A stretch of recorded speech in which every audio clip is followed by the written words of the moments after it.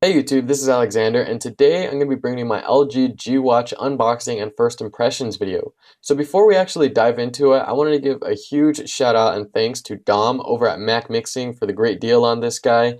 I will leave his social network links down below. He creates really nice high quality tech videos in case you guys are interested. I would definitely recommend going and following him and subscribing to his YouTube channel. But anyway, with that out of the way, let's go ahead and take a look at what's inside the box. So I'm going to be honest with you guys, I have actually unboxed this and it was used because it came from Dom, of course, but I thought I'd show you what was inside for any of you wondering or you guys want to know what the experience was like. Here is the unboxing. After taking off the top lid, you'll see that the watch is a clean slab just pointing directly at you, waiting for you to be using it. It's got a nice sort of rubberish soft touch band, which I actually am really liking so far. And if we set that off to the side, we can take a look at what else is in the box. We of course get the charging brick, which is pretty much standard. We get a micro USB cable, which again is pretty much standard. That's going to plug in to the charging cradle, which is something that's pretty cool actually. It's got magnets to connect to the G Watch so it stays in place and it charges it wirelessly, which is a bonus. We've also got a quick start guide, which is, well, quick start guides if you guys are interested in that. And that's pretty much all that's inside the box. So taking a look at the LG G Watch, we can see that there really isn't anything going on. It's got no buttons. It's just a nice, clean, square slab device.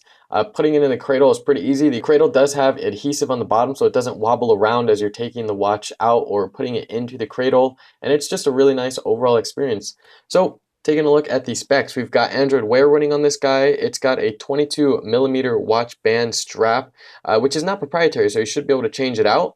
It's got a 1.65-inch IPS LCD display. It's 9.95mm thick, coming in at 63 grams with a 400 milliamp hour battery. It's rocking a Qualcomm Snapdragon 400 processor clocked at 1.2 gigahertz. Bluetooth 4.0, 4 gigs of internal storage with 512 megabytes of RAM, micro USB, charging cradle of course, and an accelerometer, compass, and gyroscope.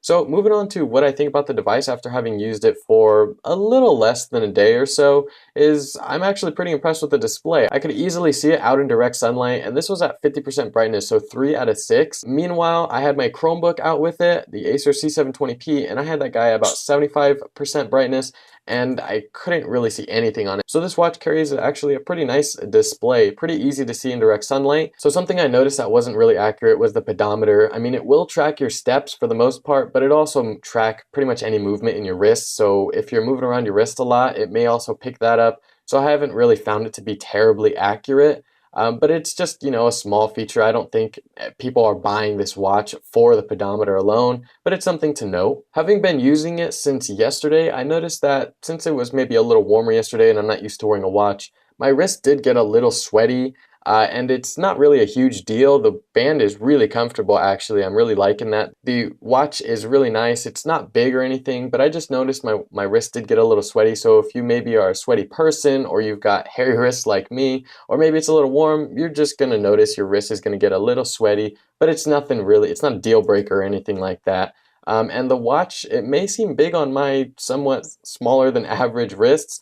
It's actually not big at all. It's really comfortable and quite small actually. Something that actually did kind of bother me is that I can't actually send emojis like you're seeing now. I can receive them and view them, but unfortunately I can't actually send any, which is a bit of a bummer, but not a huge deal really. So overall, having spent a day or so with this watch, I gotta say that I'm pretty impressed with it. I really like the ability to get notifications on my wrist because yes, it probably is a first world problem, but not having to pull your phone out because you can just quickly glance at whatever your phone vibrated for is really, really convenient, especially for somebody like me who's taking the bus and walking constantly. I don't want to constantly be pulling my phone out of my pocket. It's really, really nice to have something like this to just have my notifications right there, easy to glance at, and I'm really digging the watch so far.